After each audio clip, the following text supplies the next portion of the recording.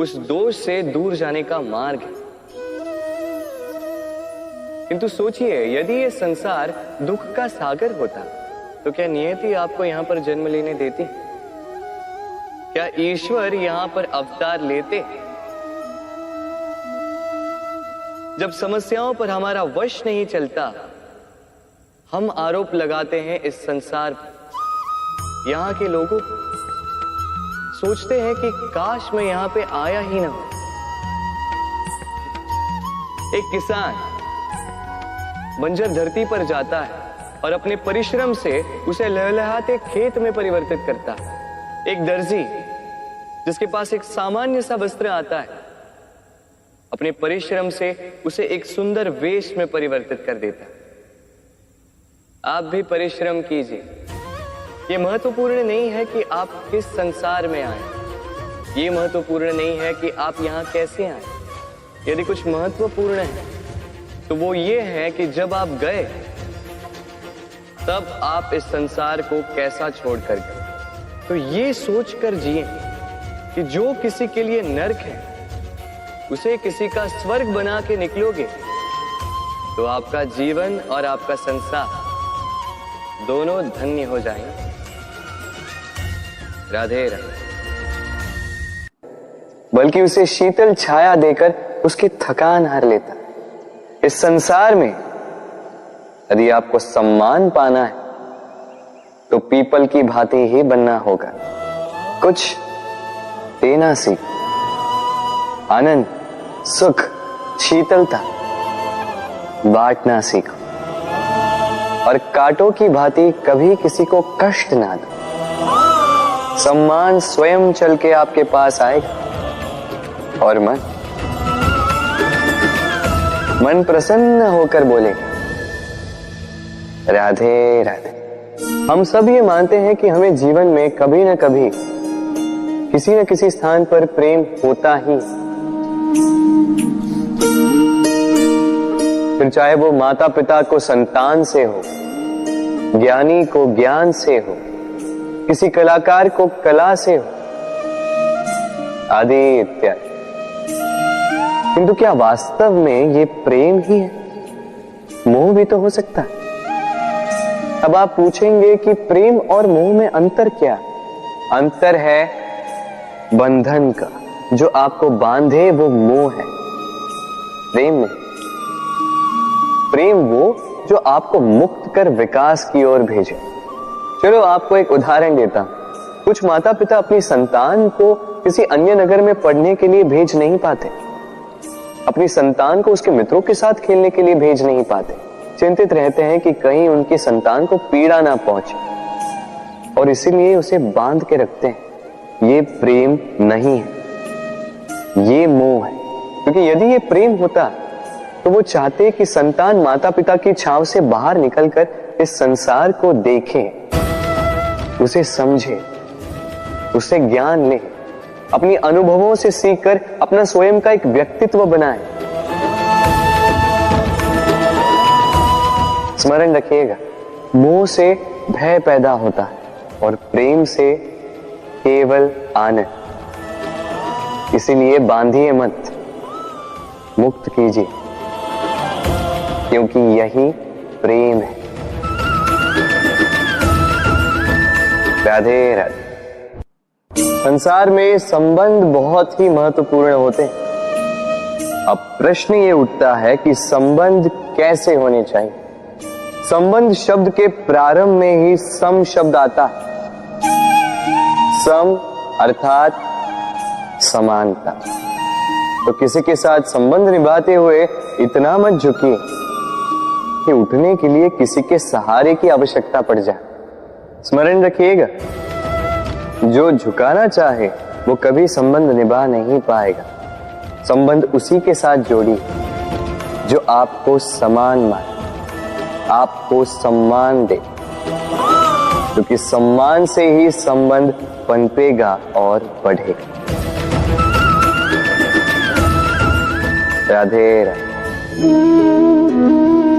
कभी सोचा है जब माता संतान को जन्म देती है तो क्या होता? 9 माह का गर्भ, प्रसव की तीव्र पीड़ा।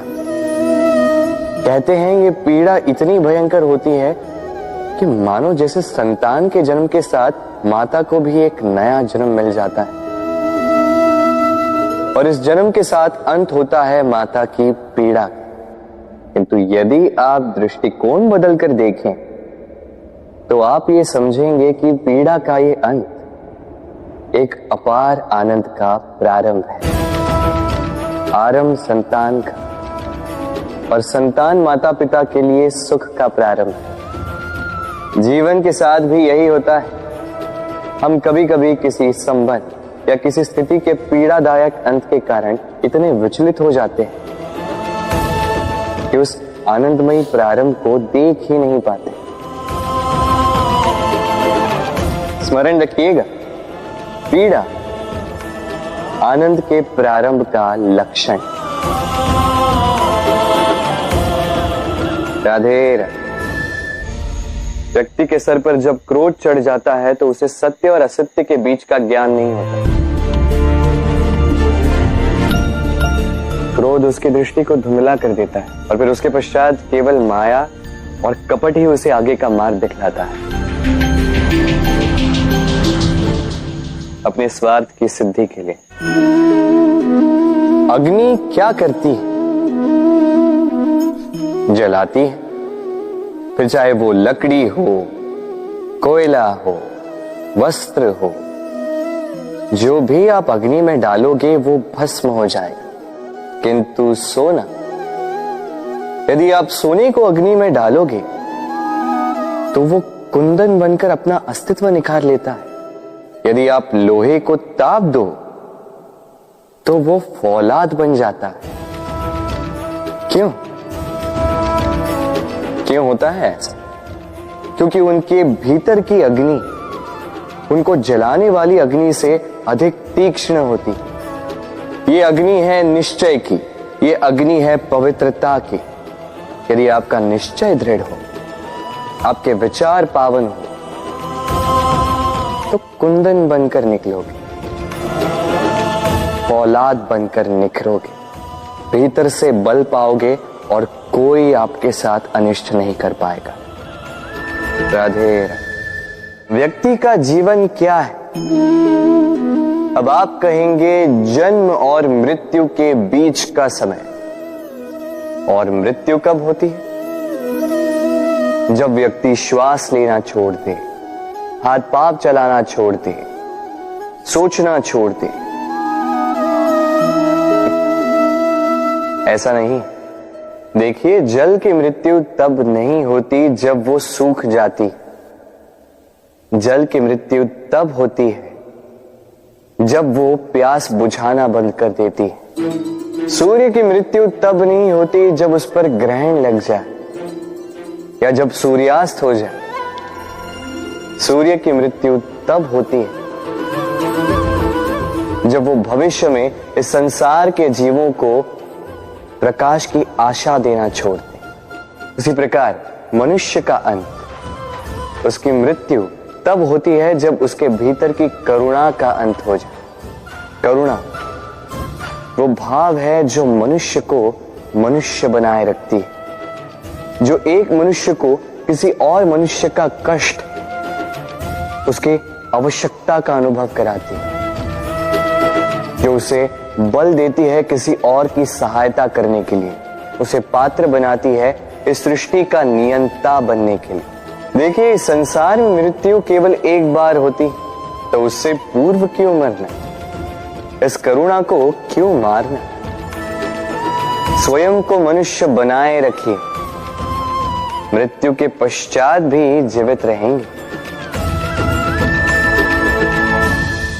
राधे राधे। नवरात्रि का पर्व आरंभ हो चुका है और ये पर्व अत्यंत भव्य है, क्योंकि ये पर्व जगत माता से जुड़ा है।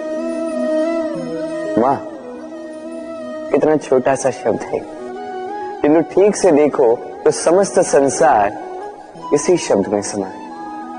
मां जो अपनी संतान के लिए हर संभव प्रयास करती है, कुछ भी करने के लिए सज्ज रहती है। मां जिसका सबसे बड़ा गुण निश्चलता, मन में ना कोई पूर्वाग्रह, ना कोई भेदभाव, ना कोई छल कपट, और इतनी भोली होती है मां। संतान भले ही झूठा रो दे, मां को लगता है कि कदाचित वास्तव में भूख लगी होगी। मां चाहे जन्म देने वाली हो चाहे पालने वाली, स्वर्ग, ये स्वर्ग हमें मां के चरणों के नीचे ही प्राप्त होता है। इसी मां को हमारा शत शत प्रणाम। राधे राधे। सहनशीलता मां का दूसरा सबसे बड़ा गुण। कहते हैं कि धरती से अधिक सहनशील और कोई नहीं। उसे खोदने के पश्चात भी धरती हमें फसल देती है, किंतु मां, ये मां धरती से कम सहनशील नहीं। तनिक सोचिए, 9 माह तक संतान को अपनी कोख में रखना, क्या ये सहनशीलता कोई पुरुष दिखा सकता? क्या ये सहनशीलता कोई पिता दिखा सकता है? स्त्री में शील भले, सहनशीलता की परिभाषा उसे मां बनने के पश्चात प्राप्त होती है। स्वयं का अस्तित्व भुलाकर संतान का अस्तित्व बनाती है। शिशु की लात खाकर भी आनंद से उसे दूध पिलाती है। ये होती है मां, और इसी मां जननी को हमारा शत शत प्रणाम। राधे राधे। मां का एक और सबसे महान गुण, स्वयं को ढालने की अद्भुत शक्ति। जिस प्रकार एक मां स्वयं को ढाल सकती है और कोई नहीं कर सकता।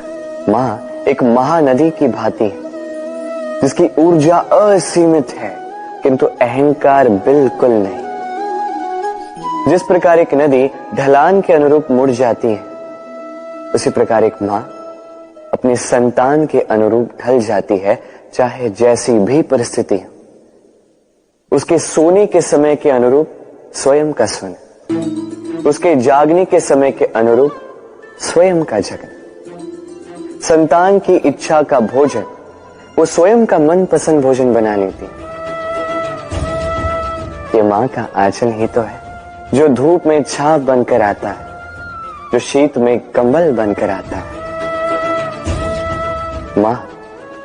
मां ऐसी होती है कि संतान की निद्रा ना टूटे, इसलिए एक करवट सोने का अभ्यास कर लेती, और इतना स्वयं को केवल वही ढाल सकती है जो संतान की ढाल बन सकती है।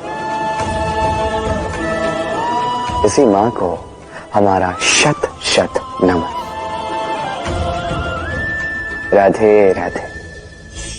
मां के 2 और सबसे महान गुण, साहस और संबल। साहस ये कि वो अपने संतान के लिए कुछ भी कर सकती, और संबल ये कि वो अपनी संतान को कभी टूटने बिखरने नहीं देगी।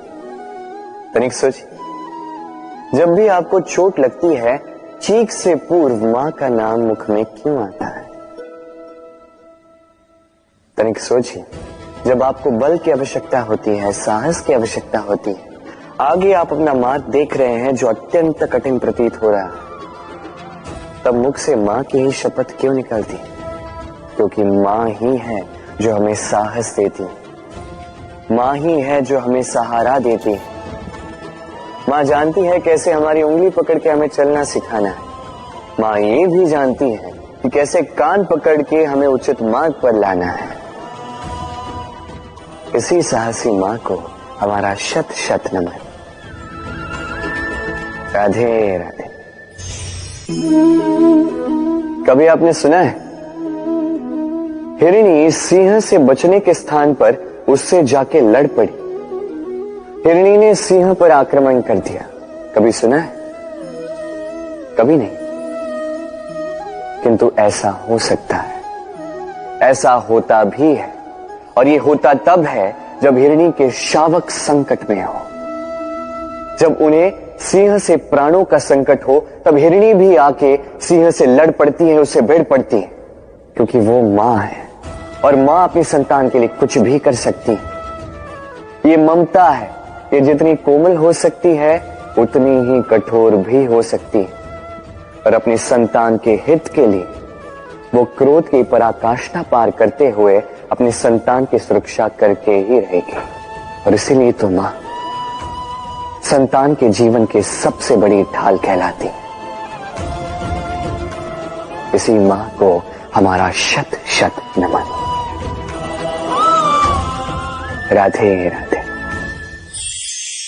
करुणा, करुणा वो भाव है जिससे संसार के सारे भाव जन्म लेते हैं, और ये समस्त संसार ये मां से जन्म लेता है। मां वो व्यक्ति है जो करुणा का सागर है। संतान को देखकर ही समझ जाती है कि उसकी विडंबना क्या है, उसकी आवश्यकता क्या है। संतान के नेत्रों में यदि अश्रु दिखे, वो देखकर ही समझ जाती है कि उसके शरीर के कौन से भाग में उसे चोट लगी है। संतान के बिना कहे मां समझ जाती है कि आज भोजन में संतान क्या खाएगी। ये होती है मां।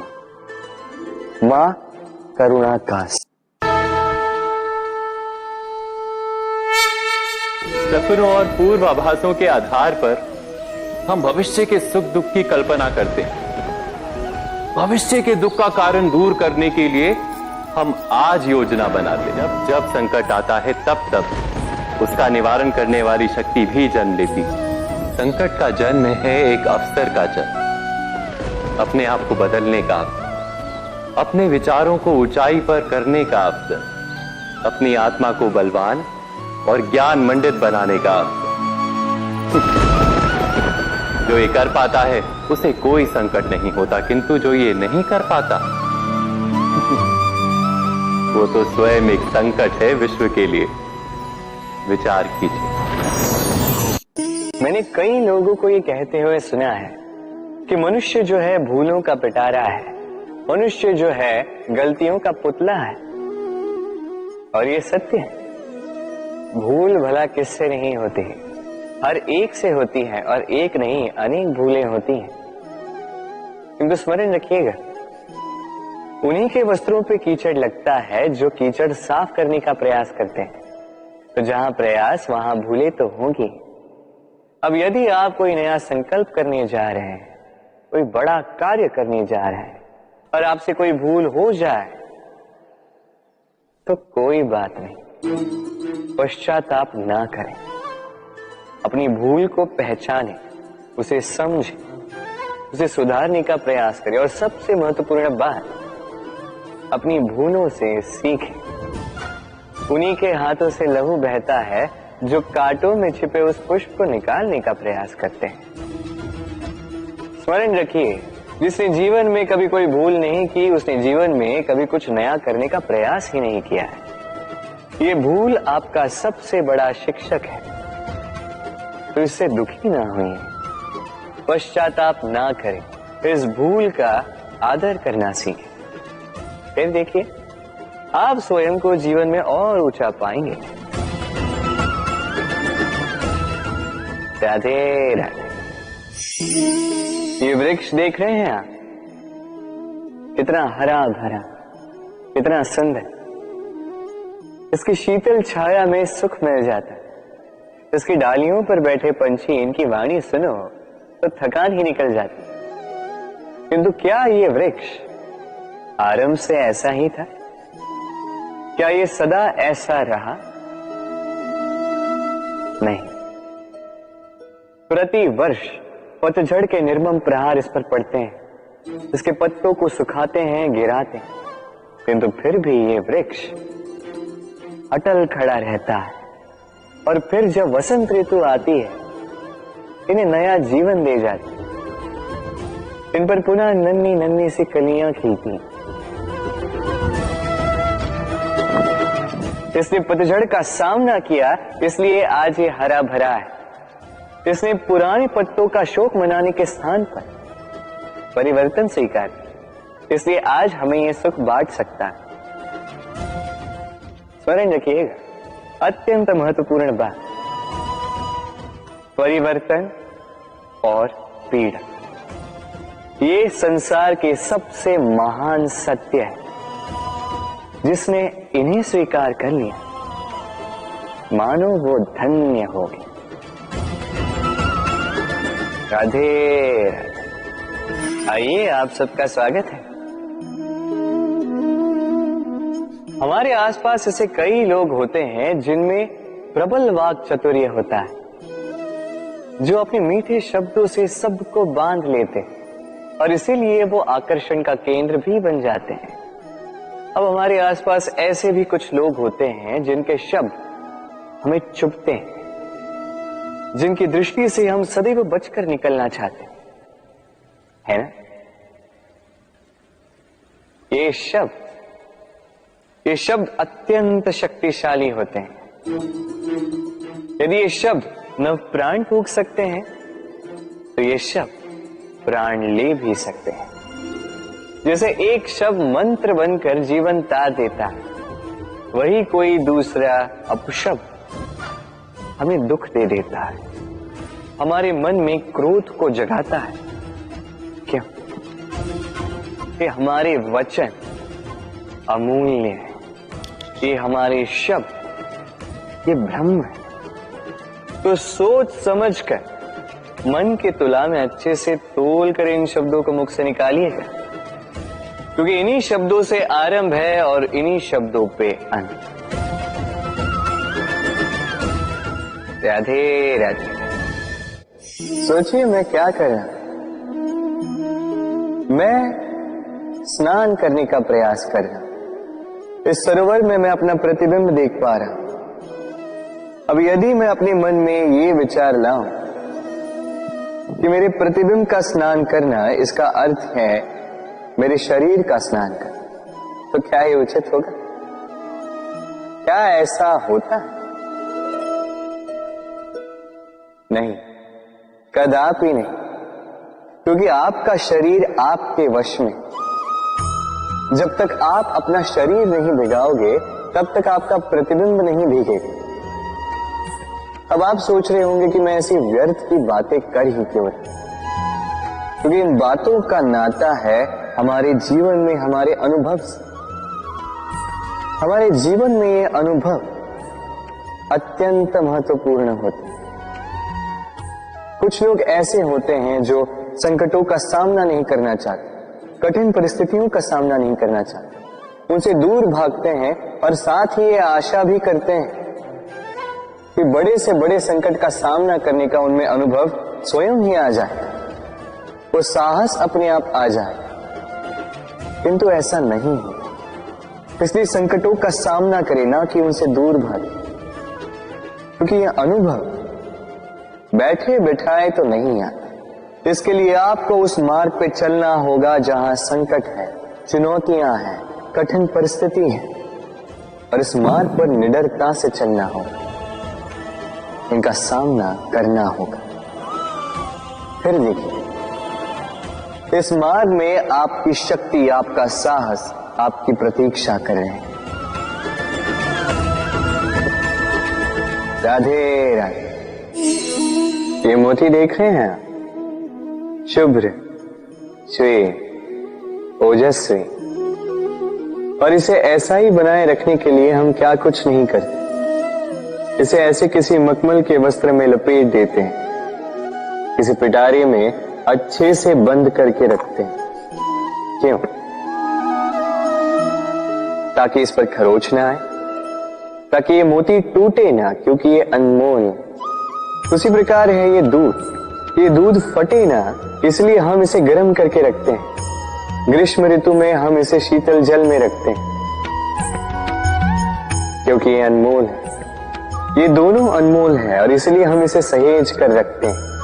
दूध हमारे तन को और पुष्ट करता है, उसी तन की सुंदरता बढ़ाते हैं ये मोती। अब मोती और दूध की ही भांति होते हैं हमारे अपनों के मन, इन्हें भी हमें सहेज कर रखना चाहिए, इनकी रक्षा भी हमें करनी चाहिए। मीठे वचन, स्नेह, आदर पूर्ण व्यवहार से इन्हें सहेज कर रखें, क्योंकि जैसे एक बार यदि दूध फट जाए तो पुनः उसे ठीक नहीं किया जा सकता। एक बार यदि मोती टूट जाए तो कुछ भी कर लो उसे पुनः नहीं जोड़ा जा सकता। उसी प्रकार एक बार मन में भेद हो जाए तो उसे पुनः पूर्व स्थिति में ले जाना अत्यंत कठिन होता है। मन के मतों में भेद हो सकता है किंतु मन में भेद नहीं होना चाहिए। इसलिए अपनों के मन सहेज कर रखें क्योंकि ये अत्यंत अनमोल होते हैं। राधे राधे। कितनी बार ऐसा होता है, आप कोई कार्य करने के लिए इसे किसी को सौंप देते हैं, अब वो व्यक्ति उस कार्य को पूर्ण नहीं कर पाता, अधूरा छोड़ देता है या ठीक से नहीं कर पाता। अब इस परिस्थिति में होता क्या है, आप क्रोधित हो जाते हैं, उस व्यक्ति से रुष्ट हो जाते हैं, उसे डांट लगाते हैं। उसके पश्चात उस कार्य को संपन्न करने के लिए आप स्वयं जुट जाते हैं और अंततः वो कार्य पूर्ण हो ही जाता है। अब इसमें समस्या उस व्यक्ति के प्रयास की नहीं थी, समस्या आपने जो उस व्यक्ति के प्रति आस रखी उसकी थी। हम दूसरों के प्रति अपनी आस को प्रथम सीढ़ी बना लेते हैं और स्वयं पर विश्वास को अंतिम सहारा। इसके स्थान पर होना यह चाहिए कि स्वयं पर विश्वास को हमें प्रथम सीढ़ी बनानी होगी, उसे अपना सहायक मानना होगा। यदि ऐसा करोगे तो परिणाम और भी सुख और भी आनंददायी होंगे। स्मरण रखिएगा, इस संसार में आपका सबसे बड़ा सहाय और कोई नहीं। इस संसार में आपका सबसे बड़ा तारणहार और कोई नहीं, स्वयं आप हैं। राधे राधे। मुझे अच्छे से स्मरण है, एक बार एक गैया वन से निकलकर हमारे घर चली आई। हमने बड़े प्रयास किए उसे पुनः भेजने के, किंतु वो नहीं लौटी। मैंने मैया को देखा, मैया ने कहा, अच्छी ही तो बात है, ईश्वर का आशीर्वाद है जो गौ माता स्वयं चल के हमारे पास आई है। अब तो कान्हा और बलराम को और दूध पीने के लिए मिल जाएगा। कुछ माह तक वो गैया हमारे साथ रही, उसके पश्चात स्वयं ही एक दिन लौट गए। नंद बाबा निराश हो गए। मैंने मैया को देखा, मैया ने कहा, अच्छा ही तो है, अब गोबर उठाने का श्रम नहीं करना होगा। उस दिन मैंने जो सीखा आज आप भी सीख लीजिए कि समस्या परिस्थिति में नहीं मनस्थिति में होती है। सकारात्मक दृष्टिकोण से हर समस्या को देखिए तो सही, हर समस्या में आपको उसका हल स्वयं मिल जाएगा और कुछ रहेगा तो केवल और केवल आनंद। आइए इसी आनंद के साथ कहें राधे राधे।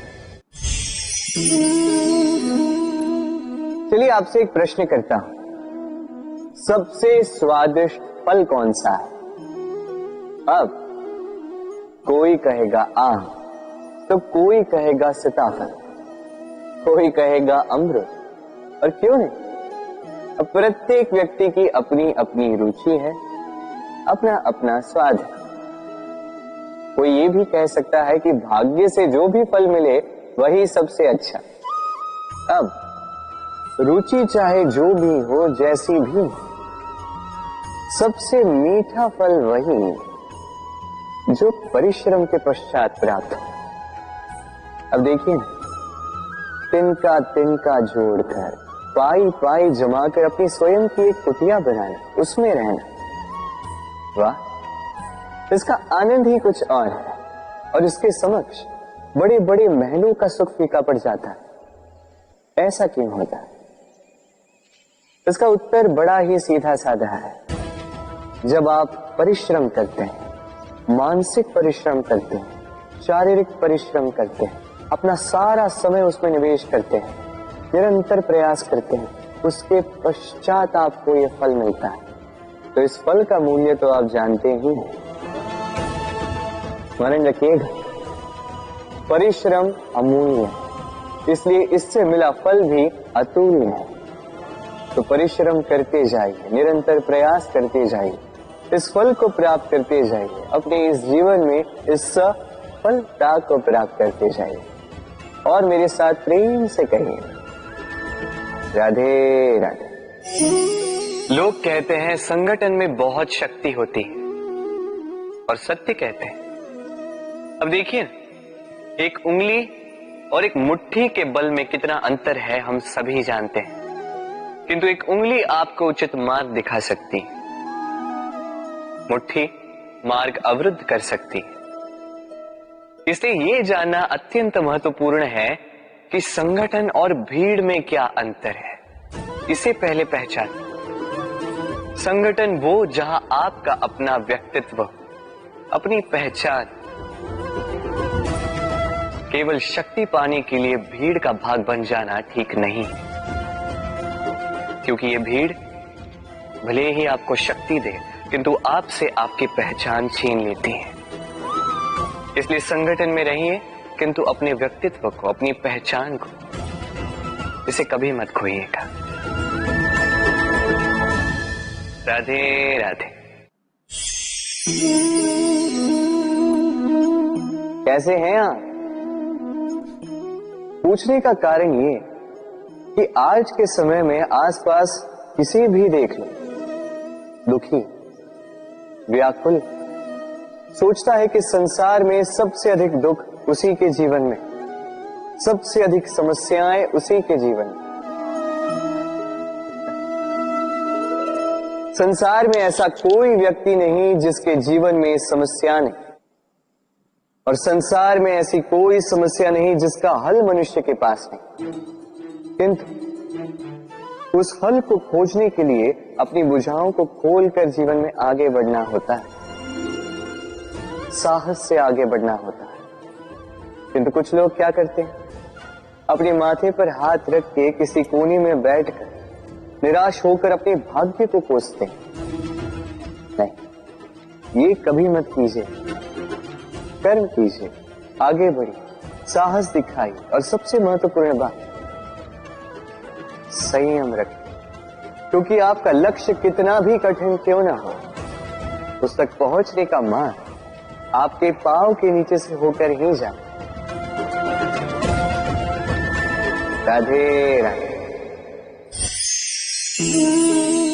आप ऐसे कई लोगों को जानते हो जो ब्रह्म मुहूर्त में उठते हैं, स्नान करते हैं, प्रार्थना करने बैठ जाते हैं, श्लोक पाठ करते हैं, और दूसरों को भी ज्ञान देते हैं कि वो भी ये सब करें, मंत्रोच्चार करें।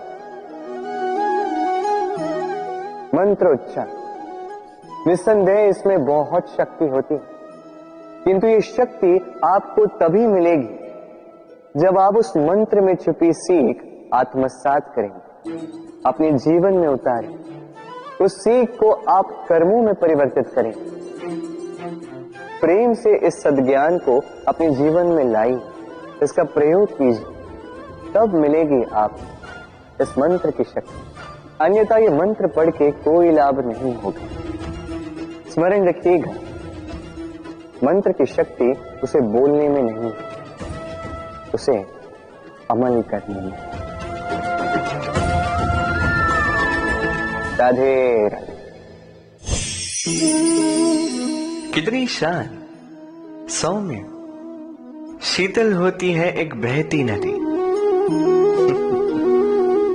आसपास की भूमि को नम करती है, पशुओं को जल देती है, पक्षियों के लिए क्रीड़ा स्थल बन जाती है, और हमें देती है शांति। किंतु बाढ़ में जब यही बहती नदी प्रकोप पर उतर आती है, जब अपना रौद्र रूप धारण कर लेती है, कुछ नहीं छोड़ती। वन, घर, शहर, पर्वत तक तोड़ डालती है ये शांत बहती नदी। अब इसी प्रकार होते हैं हमारे भाव। जब तक शांत है, जब तक नियंत्रण में, तब तक सदा आपको सुख देंगे, किंतु यदि ये अनियंत्रित होकर बाहर निकले, सर्वस्व का अंत कर देते हैं। इसलिए भावनाओं के नियंत्रण में नहीं, भावनाओं को नियंत्रण में करना सीखें। आप जीवन में बहुत सफलता पाएंगे। राधे राधे। ये मुद्रा, अब सोचिए ये हमारा जीवन है। अब इसमें सुख और दुख, इस मुद्रा के, इस जीवन के दो पहलू। किंतु हम जब भी ईश्वर से प्रार्थना करते हैं सदैव सुख ही मांगते हैं, और ये सुख आता भी, और सुख आते ही व्यक्ति सर्वप्रथम उनको भूल जाता है जो दुख में उसके साथी। अब ऐसे में वो उनकी सहायता तो नहीं करता, वो करता है उपकार। और अब इस उपकार के बदले लोगों से स्वयं के लिए वो श्रद्धा चाहता है। अब श्रद्धा, इस भाव के कारण वो स्वयं को दूसरों से अधिक श्रेष्ठ, स्वयं को दूसरों से भिन्न समझ लेने पर विवश हो जाता है, और अलग होने के कारण उसमें जागता है अहंकार, और ये बनता है उसके पतन का निमित्त। अब इसमें क्या किया जाए, क्या मांगा जाए ईश्वर से, ये प्रश्न उठता है। तो मांगिए सुख केवल उतना ही कि अहंकार ना आ जाए, और दुख उतना ही कि आस्था न चली जाए। राधे राधे।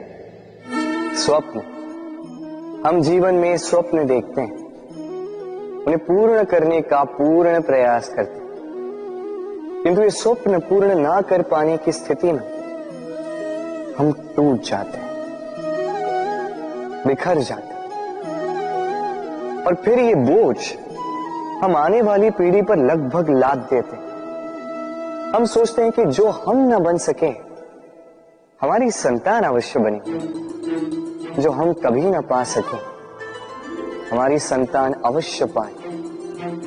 ये विचार अनुचित प्रतीत नहीं होता, किंतु ये भूल है, और यही भूल हम कर बैठते हैं।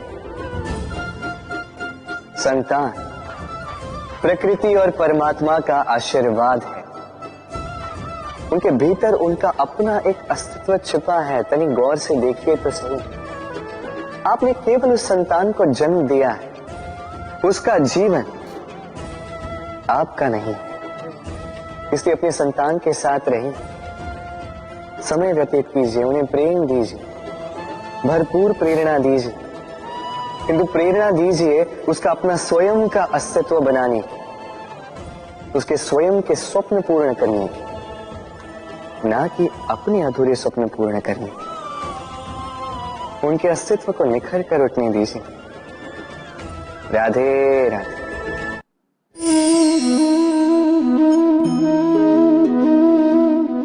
दूध और माखन, यदि मैं आपसे पूछूं कि इन दोनों में संबंध क्या है, आप कहेंगे सरल सी बात है, दूध से ही तो माखन बनता है। यदि मैं आपसे पूछूं कि इन दोनों में अंतर क्या है, तो कोई कहेगा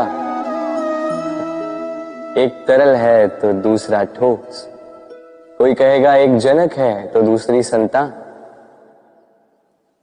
नहीं, इन दोनों में अंतर है शुद्धता का। माखन दूध से कहीं अधिक शुद्ध होता है। इस बात को कुछ इस प्रकार समझा जा सकता है, यदि कोई कीट आकर उस पात्र में गिरे जिसमें दूध गिरा है, तो आप क्या करते हैं? आप दूध को फेंक देते हैं। किंतु यदि कोई कीट आकर उस पात्र में गिरे जिसमें माखन रखा गया है, तो आप क्या करते हैं? आप उस कीट को निकाल कर फेंक देते हैं। ये कीट मैला है, ये कीट दूषित है, और यदि हमारा मन निर्मल ना हो तो ये कीट हमारे मन को भी दूषित कर देगा, उसे मैला कर देगा। किंतु यदि हमारा मन माखन की भांति शुद्ध हुआ, तो कुविचार को स्वयं से जाना होगा। स्मरण रखिएगा, इस संसार में कीट तो रहेंगे, अब दूध बनना है या माखन। निर्णय आपका। राधे राधे। आपने जीवन में कभी न कभी किसी पौधे को जल तो दिया ही होगा।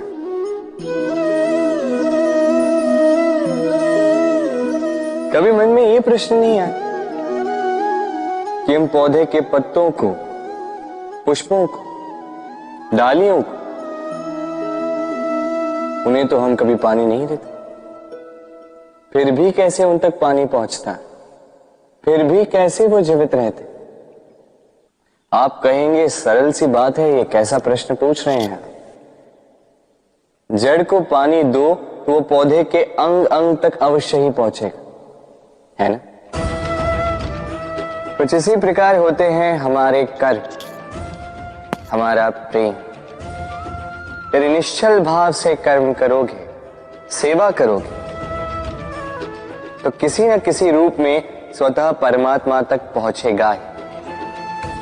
आत्मा के भीतर से प्रेम करोगे, स्वतः छलकेगा ही और दुगना लौट कर भी आएगा, इस पौधे की छाव की भांति। तो मन और आत्मा से कर्म करें, मन और आत्मा से प्रेम करें, आनंद ही आनंद होगा। राधे राधे। इसे कौन नहीं पहचानता, ये है रोटी। यही तो है वो कारण जिसके लिए मनुष्य दिन रात कड़ा परिश्रम करता है। ऐसे देखा जाए, यदि ये रोटी यूं ही मिल जाती तो मनुष्य कदाचित कुछ कार्य ही नहीं करता, कष्ट नहीं करता, जीवन में परिश्रम ही नहीं करता। वैसे एक बात तो है, ये रोटी केवल भूख ही नहीं मिटाती, जीवन की बड़ी सी बड़ी सीख दे जाती। अब तनिक सोचिए, ये रोटी आपको स्वादिष्ट केवल तभी लगेगी, ये रोटी आपके स्वास्थ्य के लिए अच्छी केवल तभी होगी जब ये दोनों ओर से ठीक से सेकी जाएगी, है ना। हमारे जीवन में संबंध भी कुछ इसी प्रकार होते हैं। यदि दोनों ओर से अच्छे से निभाए जाए तभी आपको आनंद देते। इसलिए केवल पानी के लिए आतुर न रहे, लौटाने में भी विश्वास रखें। क्योंकि जब एक संबंध में दोनों ओर से प्रेम होगा, दोनों ओर से करुणा होगी, कुछ करने की चाह होगी, तभी वो संबंध आपको जीवन में आनंद देगा। तो जब जब रोटी खाएं, स्मरण करें कि आपको आपके संबंधों को भी इसी प्रकार मधुर बनाना है। मन प्रसन्न होकर बोलेगा, राधे राधे। सूर्य और चंद्रमा दोनों आकाश के अमित चिन्ह हैं, दोनों प्रकाश देते हैं, किंतु इन दोनों की सदैव तुलना की जाती कि कौन अधिक शीतल है तो कौन अधिक उग्र, कौन अधिक तेजवान है तो कौन अधिक कांतिवान। अब क्या ये तुलना उचित है? कदापि नहीं, क्योंकि ये दोनों भले ही प्रकाश पुंज हो, किंतु ये दोनों भिन्न है। दोनों का अपना अपना महत्व है और दोनों का अपना अपना समय है जब ये चमकते हैं, तो इनकी तुलना अनुचित है। और इसी प्रकार हमारे जीवन में भी तुलना अनुचित ही होगी। स्वयं की तुलना किसी और से कभी मत कीजिएगा। यदि कोई और आपकी तुलना किसी और से करे तो उस पर ध्यान मत दीजिएगा, क्योंकि इस तुलना से स्वयं को हीन समझ लेना आपके हित में नहीं, ये आपके लिए लाभदायक नहीं। बस प्रयास करते रहिए, स्वयं को निखारते रहिए और सही समय की प्रतीक्षा कीजिए, क्योंकि सही समय आने पर ये आपके गुण, आपकी महत्ता बढ़ाएंगे। राधे राधे। जीवन में सभी महान बनना चाहते हैं, सभी बड़ा बनना चाहते, किंतु बड़ा बनते कैसे हैं?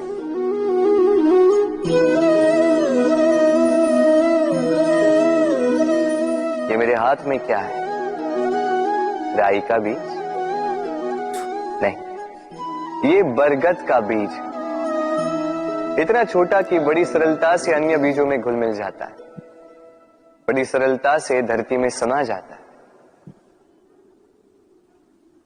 किंतु जब ये वृक्ष बनकर उभरता है, उसके पश्चात जब गिरता है, समस्त वातावरण को हिला देता है। कुछ इस प्रकार बड़ा बनिएगा, बरगद का बीज, बरगद का वृक्ष। और यदि जीवन में आप इसी प्रकार बड़ा बनना चाहते हैं, सर्वप्रथम अपने अहम को, अपने अभिमान को छोटा कर दीजिए, इतना छोटा कि आप सबके साथ बैठ सकें, किंतु भीतर इतना बड़ा बन जाइए कि जब आप उठें कोई और बैठा ना रहे। राधे राधे।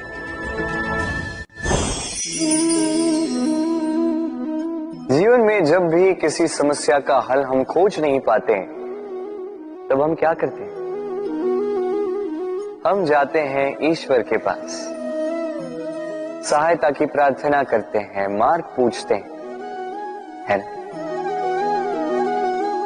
किंतु क्या कभी आपने ये सोचा है कि किसी पत्थर को ईश्वर की मूर्ति बनने के लिए भी कितना परिश्रम करना पड़ता है? कितनी बार हथौड़ों की मार सहनी पड़ती है, छेनी के घाव सहने पड़ते हैं, तब जाकर हमारे समक्ष वो भगवान के रूप में प्रकट होता है। तो जीवन में ऐसी छोटी छोटी बातें ईश्वर से मांगने में अपना समय नष्ट ना करें। प्रयास कीजिए, पुरुषार्थ कीजिए, संघर्ष कीजिए, सब मिलेगा। बस एक महत्वपूर्ण बात स्मरण रखिएगा, बिना परिश्रम के कोई भी महान नहीं बनता, भगवान की मूर्ति भी नहीं। राधे राधे। तितली आकाश में सैर करती, सुंदर फूलों का रस वादन करती, उन्मुक्त घूमती, किंतु इस पर भी संकट कम नहीं।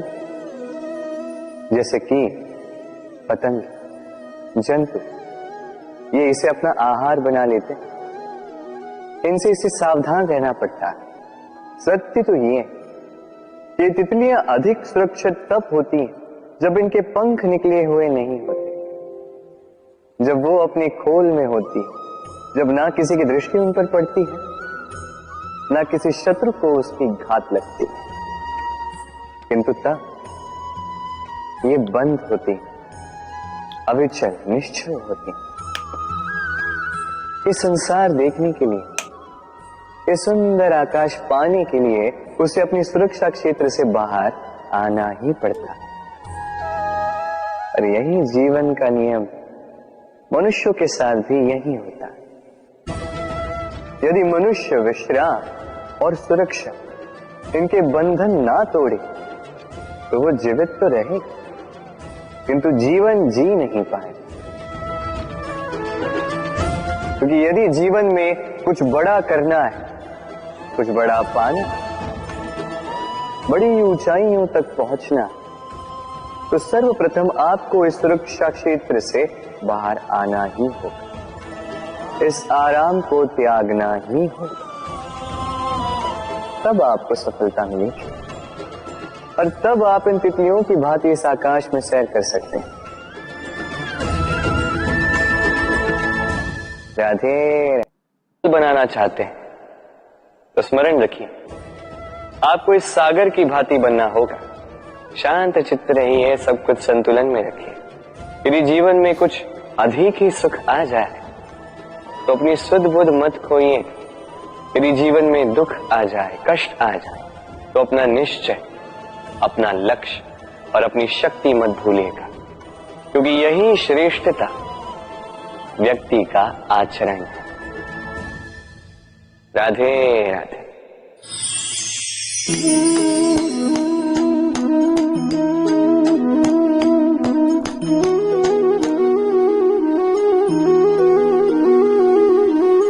आप सोच रहे होंगे कि मैं कर क्या रहा। मैंने सुना कि चट्टानों में जो है रत्न पाए जाते, वही ढूंढ रहा था। तो देखिए कैसी विचित्र बात है, हर चट्टान में रत्न नहीं पाए जाते, हर गज के मस्तक पर गजमुक्ता नहीं पाया जाता, हर वन में चंदन का वृक्ष नहीं पाया जाता। जीवन में ये जो श्रेष्ठ और महान वस्तुएं, इन्हें पाने के लिए कठिनाइयों का सामना करना ही पड़ता है। अब ऐसे ही श्रेष्ठ होते हैं मित्र, अत्यंत श्रेष्ठ यदि सही मित्र मिले तो। आपको जीवन में कई सारे लोग मिलेंगे, बड़ी मीठी मीठी बातें करेंगे, किंतु यदि कोई ऐसा जीवन में आए जो आपके हित के विषय में सोचे, आपके हित के विषय में कार्य करे, तो उसे कहीं मत जाने दीजिए, उन्हें अपने जीवन में सहेज कर, फिर देखिए आपके जीवन में सुख ही सुख हो। राधे राधे। देखो तो ये संसार कितना सुंदर है, किंतु वास्तविक सत्य ये है कि इस संसार में सब कुछ नश्वर है। जो कल था वो आज नहीं है, जो आज है वो कल नहीं था, और जो आज है वो कल भी नहीं होगा। प्रत्येक व्यक्ति अपने अपने समय पर काल को प्राप्त हो जाता है। इस रूप का नाश करता है बुढ़ापा, प्राणों का नाश करती है मृत्यु, आलस्य, ईर्ष्या धर्म का नाश करते हैं, और क्रोध संबंध का नाश करता है। किंतु एक ऐसा भाव है जो अकेला ही सारे गुणों का नाश करने में सक्षम है, और वो है अभिमान।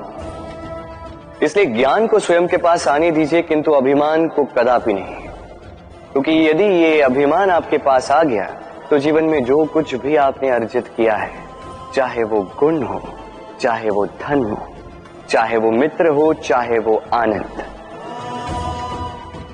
सबका नाश हो जाएगा। राधे राधे। इस पुष्प को देख रहे हैं, कितना सुंदर खिला हुआ है ये पुष्प, और इसका कारण क्या है आप जानते हैं? ये पुष्प नहीं जानता कि कल इसके साथ क्या होने वाला, और ना ही ये पुष्प जानना चाहता है। ये नहीं जानता कि कल ये किसी सुंदरी की केश सज्जा में लगेगा या किसी अर्थी पर शोक का प्रतीक बनेगा। ये जीता है तो केवल आज, केवल वर्तमान, और इसीलिए स्वयं भी महकता है, दूसरों को भी महकाता है। स्मरण रखिएगा, सुखी जीवन का मूल मंत्र यही, ना जीवन की चिंता, ना मृत्यु का भय, जो है वर्तमान। इसी वर्तमान को जिए, इसी वर्तमान को भोगे, और इसी वर्तमान में अपना आनंद ढूंढे। स्वयं सुखी रहे और सबको सुखी करे। राधे राधे। चलिए आपसे एक प्रश्न पूछता हूं, स्वर्ण और लोहे में अंतर क्या है? अब अधिकतर लोगों का उत्तर यही होगा कि स्वर्ण बहुमूल्य है, स्वर्ण का मूल्य लोहे से कहीं अधिक है। उचित है, किंतु हमें यह बात नहीं भूलनी चाहिए कि स्वर्ण हमारे श्रृंगार का कार्य करता है, हमें तनिक और सुंदर दिखाता है। दूसरी ओर लोहा उन सैनिकों की ढाल और तलवार बनकर रक्षा करता है जो सैनिक हमारे प्राणों की रक्षा करते हैं। ये सैनिक नहीं तो हमारे प्राण।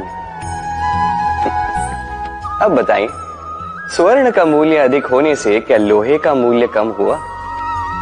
कदापि नहीं। इसी प्रकार इस जीवन में आप चाहे जितने प्रयास कर लें, कुछ न कुछ ऐसा अवश्य होगा जो आपको कभी नहीं मिलेगा, और इसके कारण स्वयं को हीन समझ लेना अनुचित है। हो सकता है आपके पास वो गुण हो जो संसार में और किसी के पास भी नहीं है, तो उस गुण को समझिए, उसे बढ़ाइए और उसे सहेज करें। स्मरण रखिए, संसार में प्रत्येक व्यक्ति विशेष होता है, और संसार में सभी को सब कुछ नहीं मिलता। स्वयं देख लीजिए, स्वर्ण को जिस दुकान में सहेज कर रखा जाता है, उस दुकान के ताले लोहे से ही बने। वर्षा के ऋतु में जब भयानक वर्षा होती है, तीव्र गति से वायु चलती है, तब अक्सर आपने देखा होगा ये पक्षियां, इनके घोंसले अक्सर टूट जाते हैं, नष्ट हो जाते हैं। किंतु क्या कभी आपने इन पक्षियों को विलाप करते हुए देखा है? कभी नहीं। जैसे ही वर्षा रुकती है, ये पुनः तिनका तिनका जोड़कर अपना घोंसला पुनः बना ही देते हैं, अपना संसार वैसा बना देते हैं जैसा पहले था। और ऐसा क्यों? क्योंकि इस चक्रवात के कार्य से इन पक्षियों को कोई लेना देना है ही नहीं। वो तो बस वो करते हैं जो उनके हाथ में है। और यही है सुखी जीवन का मूल मंत्र। जो आपके वश में नहीं, उस पर विलाप करके कोई लाभ नहीं होगा। अपना ध्यान केवल उस पर केंद्रित कीजिए जो आपके वश में।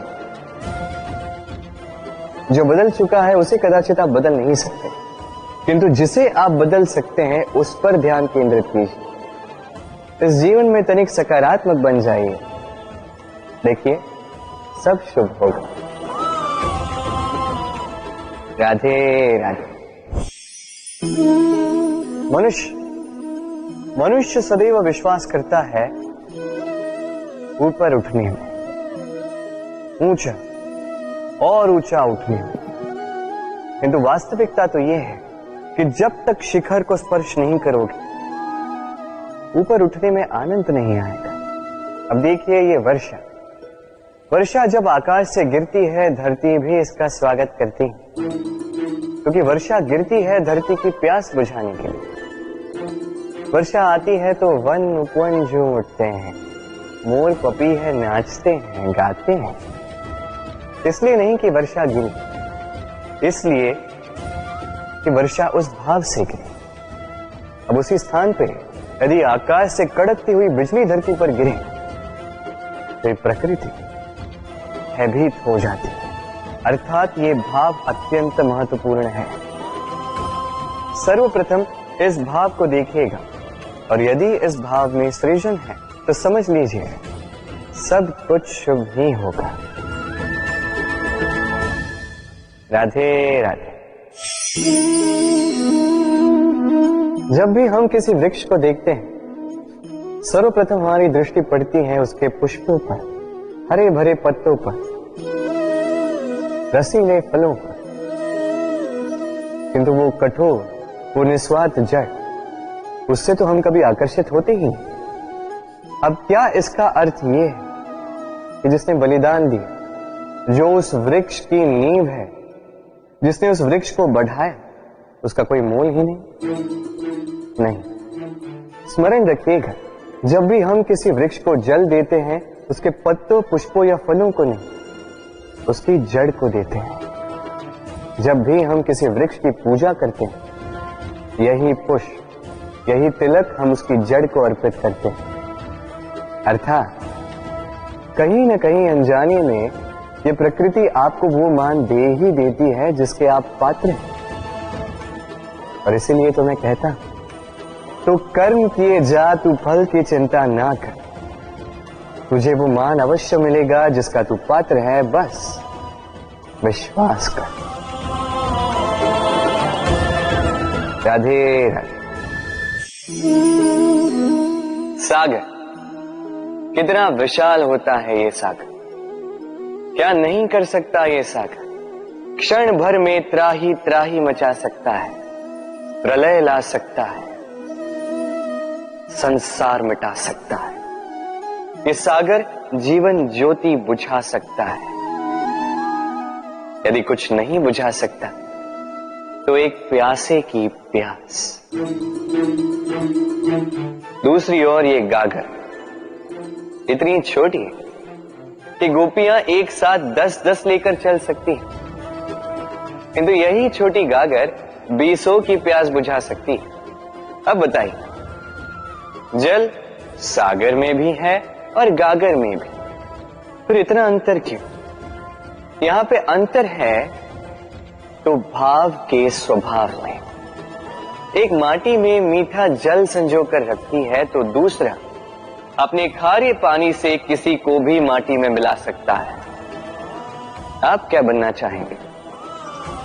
सागर का खारा पानी बनकर किसी की आस बुझाना चाहेंगे या मीठी गागर बनकर किसी की प्यास बुझाना चाहेंगे, निर्णय आपका है।